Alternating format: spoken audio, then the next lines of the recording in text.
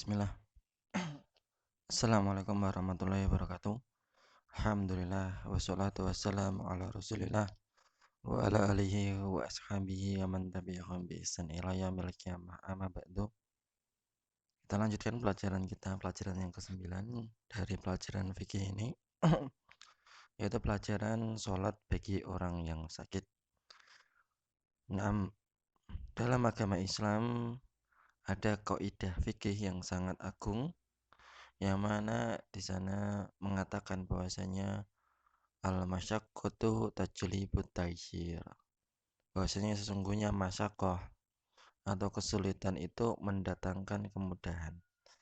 Begitu pula orang yang sakit, maka dia tetap wajib sholat, sesuai dengan kemampuannya.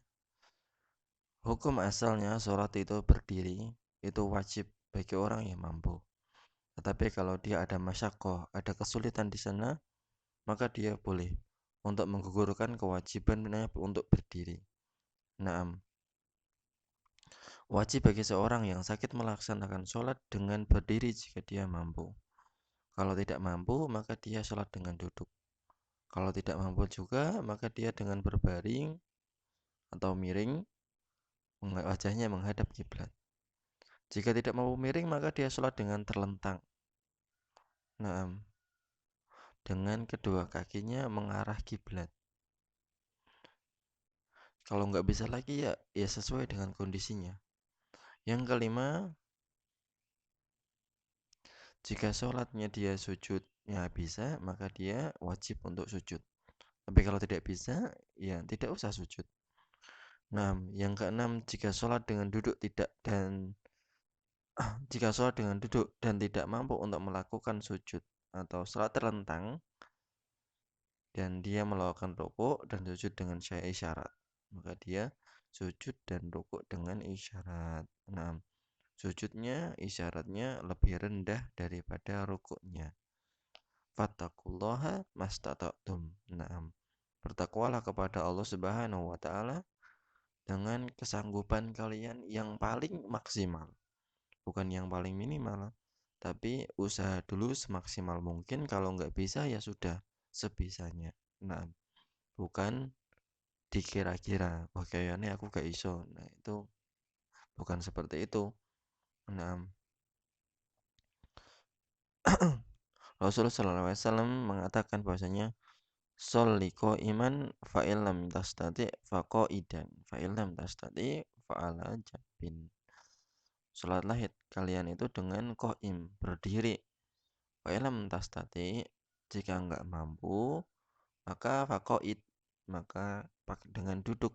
Fa illam tastati, jika enggak mampu lagi, fa ala jambi, maka berbaringlah. Kemudian ya jelas saya di sini ya. Insyaallah ini mudah pelajarannya. Hukum sholat bagi orang yang sakit. Yang pertama, apabila orang yang sakit ini kesulitan untuk bersuci setiap mau sholat, atau kesulitan jika dia sholat pada waktunya, maka dia boleh menjamak toharohnya atau menjamak sholatnya. Yang kedua,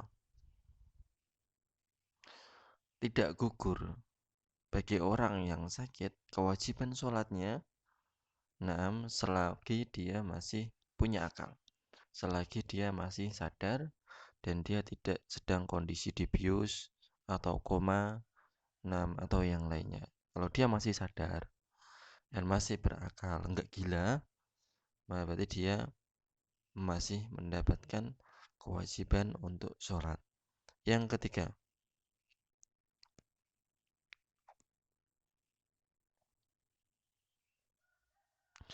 ketika dia seorang itu sakit pingsan atau koma, dia nggak sadar, kemudian dia lama komanya, melewati beberapa waktu sholat, maka dia sholat tidak perlu mengkodoknya.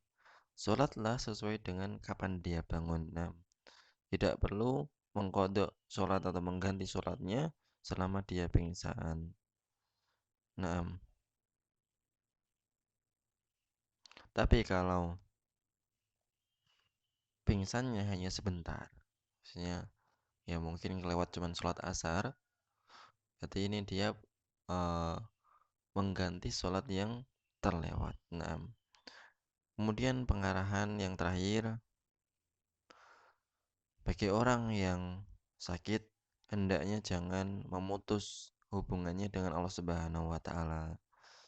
Nah, orang yang sakit, hendaknya dia tambah untuk memelas, meminta bantuan kepada Allah Subhanahu wa Ta'ala. Semakin mendekat dengan zikir, memperbanyak doa dan juga ibadah. Nah, jangan malah pergi ke dukun dan bersabar atas apa yang menimpa mereka atau apa yang menimpa dirinya. Nah, Rasulullah SAW mengatakan, ajaban li amri mu'min, sungguh menakjubkan semua perkara seorang mukmin itu. In asobatu syarro syakaro. Dan apabila dia mendapatkan kebaikan, dia bersyukur. Wa in asobatu doro sobaro. Maka khairullah. Nah, dan apabila dia mendapatkan yang pertama, wa in asobatu syarro syakaro fakana khairullah. Kurang fakana khairullah. Wa in asobatu doro sobaro fakana khairullah. Nah, apabila dia tertimpa suatu kesenangan, dianugerahi kesenangan, rezekinya lagi banyak, maka dia bersyukur dan itu baik baginya di sisi Allah Subhanahu wa taala. Namun apabila dia ini sedang tertimpa musibah, kemudian dia bersabar, maka itu juga baik baginya di sisi Allah Subhanahu wa taala. Jadi semuanya baik. Nah, yang kedua, bagi seorang pelajar apabila masuk ke rumah sakit hendaknya mengarahkan saudara-saudara yang sedang sakit untuk tidak meremehkan perkara sholat.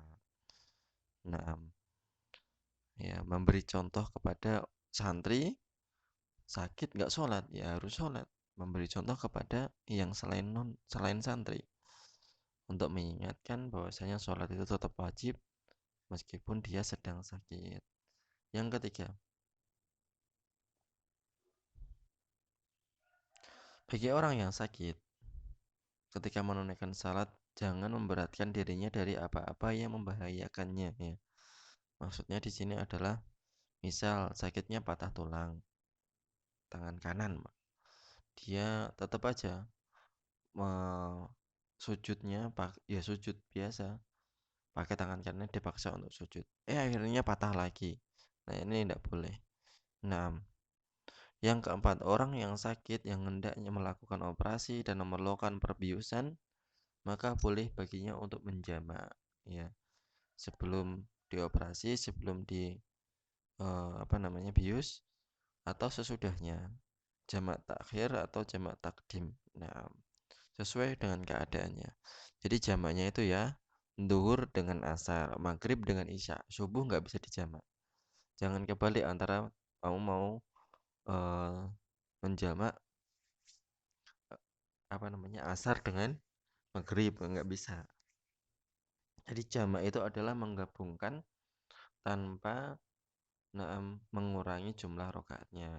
Jadi kalau mau jamak duhur sama asar berarti ya 4 rakaat duhur, terus kemudian sholat lagi 4 rakaat asar. Nah, itu jamak, dan sholat di jamak ini banyak juga kondisinya seperti hujan.